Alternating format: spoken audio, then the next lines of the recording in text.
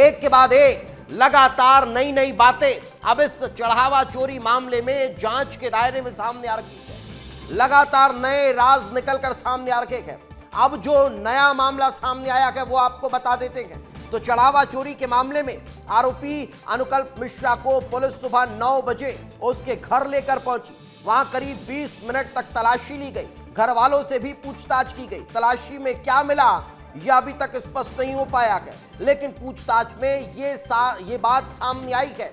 ये बताया गया है अनुकल्प के द्वारा कि मैं और अविनाश शुक्ला चोरी के पैसों को शेयर मार्केट में लगाते थे।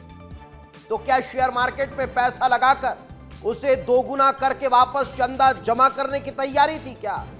फिर क्यों शेयर मार्केट में पैसा लगा रहे थे? लोगों को ब्याज पर पैसा दे देते थे, पैसों को करीबियों और रिश्तेदारों के बैंक खातों में भिजवा देते थे, फिर उनसे अपने खातों में ट्रांसफर करवाया जाता था ताकि इसे यह दर्शाया जा सके कि किसी के थ्रू पैसा उनके पास आया है। यह चोरी का पैसा नहीं है।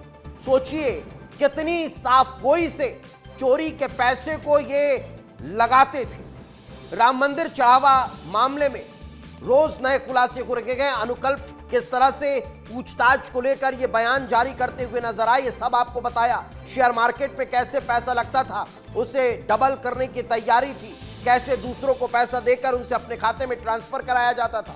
अब एसआईटी की जांच को लेकर भी सियासत शुरू हो चुकी है।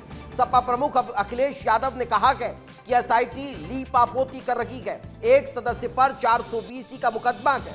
तो वहीं कांग्रेस ने कहा है कि चंदा चोरी मामले में एक संगठित गिरोह काम कर रहा है।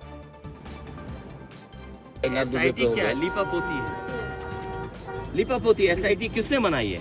और सुनने में आया कि एसआईटी में भी सवाल खड़े हो गए हैं। एसआईटी में जो कोई सदस्य हैं उन पे 420 का मुकदमा है। अब बताइए वही रहेंगे एसआईटी में? ऑर्गेनाइज गैंग, संगठित गिरोह काम कर रहा है। चोरी करता है पहले पैसों की, चंदे की, फिर एक संगठित गिरोह है जो उसे बाहर ले जाता है, फिर वही संगठित गिरोह रिश्तेदारों के खाते में डालता है और वहां से वाइट करता है। तो ये एक साधारण अपराध नहीं है, ऑर्गेनाइज क्राइम, ऑर्गेनाइज गैंग द्वारा हुआ है। तो वहीं देश भर के अलग अलग मंदिरों में हो रहे चढ़ावा चोरी के मामले को लेकर अखिल भारतीय अखाड़ा परिषद के राष्ट्रीय अध्यक्ष डॉक्टर रविंद्र पुरी महाराज ने विस्तार न्यूज से खास बातचीत की है। उन्होंने इस बातचीत के दौरान क्या कुछ कहा, चलिए आपको सुनवाते हैं। श्रद्धालु के द्वारा दान आता है, उसकी पूरी सुरक्षा होती है। सीसीटीवी लगाई हुई है और एक कमेटियां हमने बनाई है कि जो बिल्कुल पूरा निगरानी उस पर रखें। अब मैं समझता हूं कि आने वाले समय में ऐसा कोई आरोप किसी मंदिर पे नहीं आएगा। जो भी हमारी इनकम है, जो खर्चा है, वो सब हम दिखाई, इतना खर्चा, इतनी इनकम हमारी है, बहुत जरूरी है। तो अयोध्या राम मंदिर चोरी विवाद को लेकर मध्य प्रदेश में भी सियासत कुछ कम नहीं है। पूर्व मंत्री जयभान सिंह पवैया का भी बयान सामने आया है। उन्होंने कहा कि सोशल मीडिया पर मनगढ़ंत टीका टिप्पणी हो रही है। उन्होंने कहा कि अत्यंत विश्वास में चूक हो चुकी है। और क्या कुछ कहते नजर आए, चलिए आपको सुनवाते हैं। योगी आदित्यनाथ जी पर विश्वास करिए। उन्होंने दूध का दूध और पानी का पानी कहा है। तो एसआईटी की जांच 100% अपराधियों को छोड़ेंगे नहीं।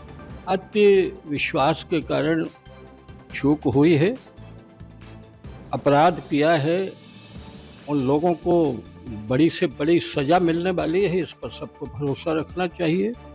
लेकिन हर आदमी प्रवक्ता बन जाए और हर आदमी किसी को भी लांछित करने लगे, ये तो ठीक नहीं है।